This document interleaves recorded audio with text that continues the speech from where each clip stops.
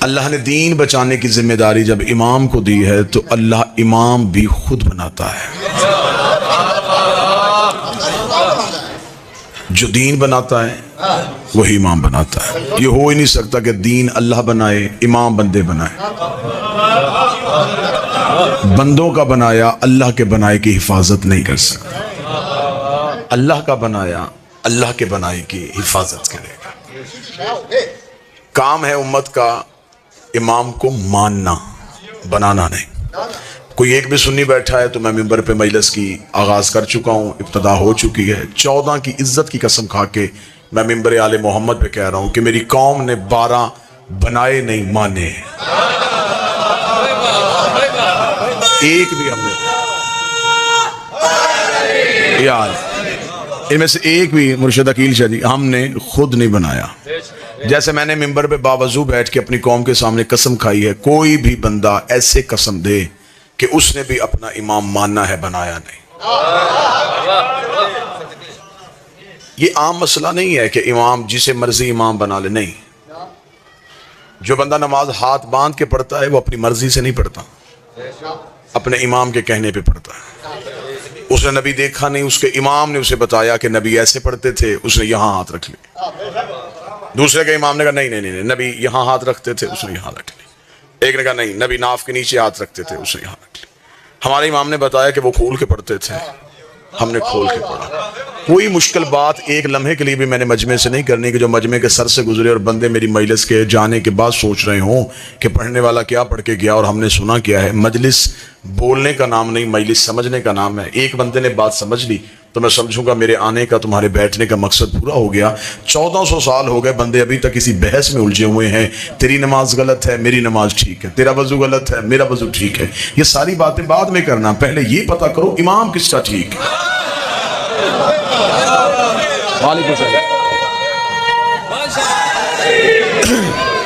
جس کا امام ٹھیک اس کی نماز ٹھیک، جس کا امام ٹھیک اس کا وضو ٹھیک، جس کا امام ٹھیک اس کا روزہ ٹھیک، کیونکہ عمل قبول ہونے ہیں امام کی وجہ سے۔ اس لیے تو اللہ نے قیامت وقت جو دن تھا اللہ نے پورا منظر قرآن میں لکھ دیا۔ خدا نے کہا میں نے قیامت والے دن بندے نہیں اٹھانے کہ اٹھو اپنے اپنے اعمال لے کے، نہ۔ خدا نے کہا یوم ندعو کل اناس بامامہم، ہم تمہیں بلائیں گے تمہارے امام کے نام پہ۔ پہلے امام آئیں گے پھر ماننے والے آئیں گے، آگے امام کھڑا ہوگا پیچھے ماننے والے کھڑے۔ اگر امام گیا جنت میں تو ماننے والے بھی جنت میں چلے جائیں گے۔ وَجَعَلْنَا أَئِمَّةً يَدْعُونَ إِلَى النَّارِ، کچھ امام خود بھی جہنم میں جائیں گے، ماننے والوں کو بھی جہنم میں لے کے چلے جائیں گے۔ بندے پریشان ہو سکتے ہیں، ہم مطمئن ہو کے سو جاتے ہیں، ہمیں پتہ ہے ہمارا امام صرف جنتی نہیں مالک جنت بھی ہے۔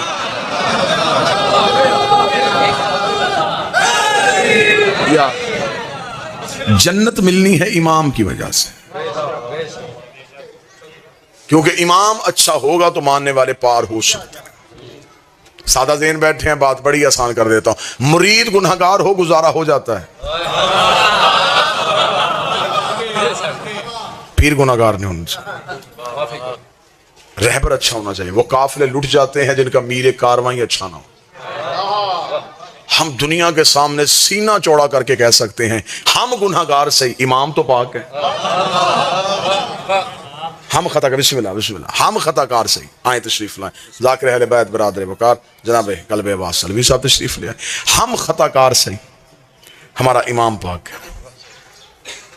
سفارش کرنی ہے امام نے، جسے سفارش کرنی وہ ٹھیک ہونا چاہیے۔ بڑی سادہ باتیں، بڑی سادہ گفتگو۔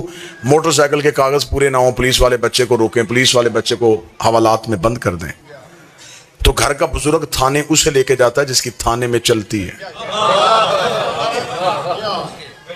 وہ کہتا بچے سے ہو غلطی گئی ہے، اب سفارش چاہیے۔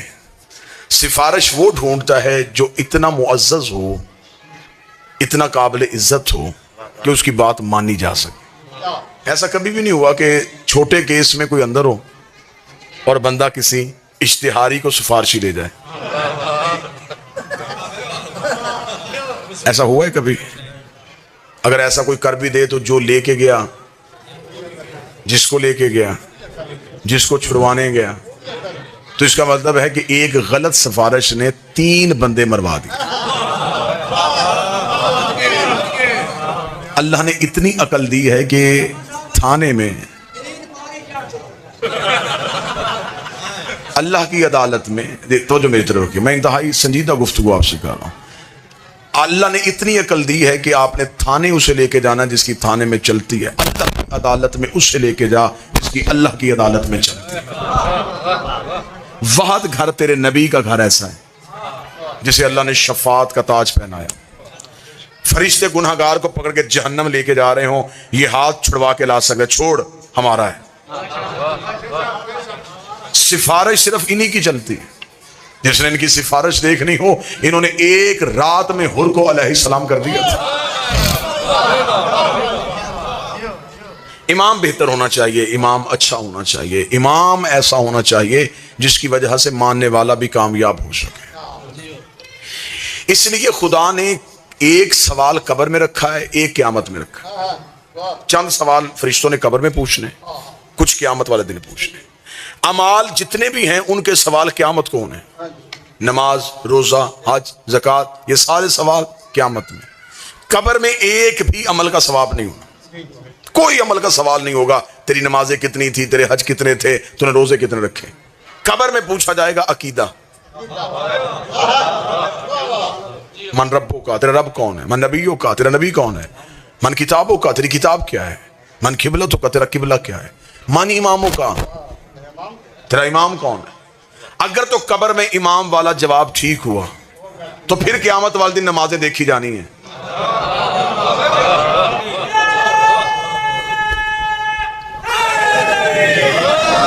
تو اگر قبر میں امام والا جواب ہی غلط ہو گیا تو فرشتوں کو پتا چل جائے گا کہ جس کا امام ہی ٹھیک نہیں، تو پھر نمازیں تو امام کی وجہ سے پڑھی ہیں نا۔ تو اس لیے تو امام والا جواب قبر میں پوچھ لینا ہے، اس لیے تو ہم اپنے مرنے والے کو مرنے کے بعد بھی نہیں چھوڑتے، ہم اسے قبر میں لٹا کے ایک بندہ لحد میں اتارتے ہیں اور اسے کہتے ہیں اس کے کاندھے پکڑ، وہ کاندھے پکڑتا ہے اور مولوی قبر کے سرحانے بیٹھ کے اسمع افہم، سن سمجھ، تو اسی عقیدے پہ ہم سے جدا ہو رہا ہے، تو اللہ کو رب کہتا تھا، محمد کو نبی کہتا تھا، قرآن کو کتاب کہتا تھا، کعبے کو اپنا قبلہ مانتا تھا، اور تھوڑی دیر بعد تیری قبر میں دو فرشتے آئیں گے، وہ تجھ سے تیرے امام کے بارے میں سوال کریں گے، گھبرانا نہ، بول کے جواب دینا، علی میرا امام، حسن میرا امام، حسین میرا امام، سجاد میرا امام۔ اس مولوی کا گریبان پکڑ کے پوچھنا، زندگی میں ایک ہی گواہی نہیں دینے دے رہا تھا، قبر میں 12 کی کیوں دلوا رہا؟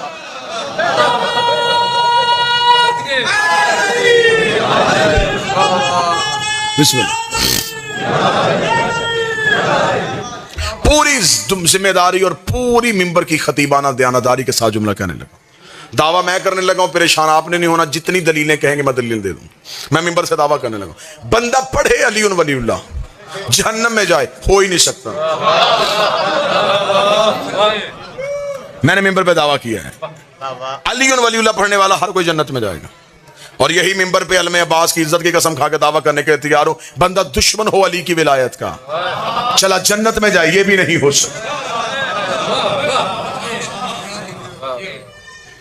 ہاں آگے علی ولی اللہ کی وجہ سے جنت مل جائے گی، آگے پھر جنت کے درجے ہیں، جنت بھی ایک نہیں ہے، جنت کے درجے ہیں، 7 جنتیں ہیں، معصوم کہتے ہیں، معصوم فرماتے 7 جہنمیں، اللہ نے جنتیں بھی 7 رکھی ہیں، دوزخیں بھی 7 رکھی ہیں۔ معصوم فرماتے جو سب سے اعلیٰ جنت ہے نا اسے خلد بری کہتے ہیں، یہ جناب سیدہ نے مخصوص کی ہوئی ہے۔ سائل نے ہاتھ باندھ کے پوچھا تھا، مولا اس جنت میں جانے کے لیے کیا چاہیے؟ اس جنت میں تو صرف نبی اور مرسل جائیں گے، ہم جیسا اس جنت میں کہاں جا سکتے جو اتنی اعلیٰ ہے؟ امام نے فرمایا نہیں، اس جنت میں جانے کے لیے ایک ہی شرط ہے، حسین کا عزادار ہو، شبیر کا عزادار ہے تو خلد بری میں جائے گا۔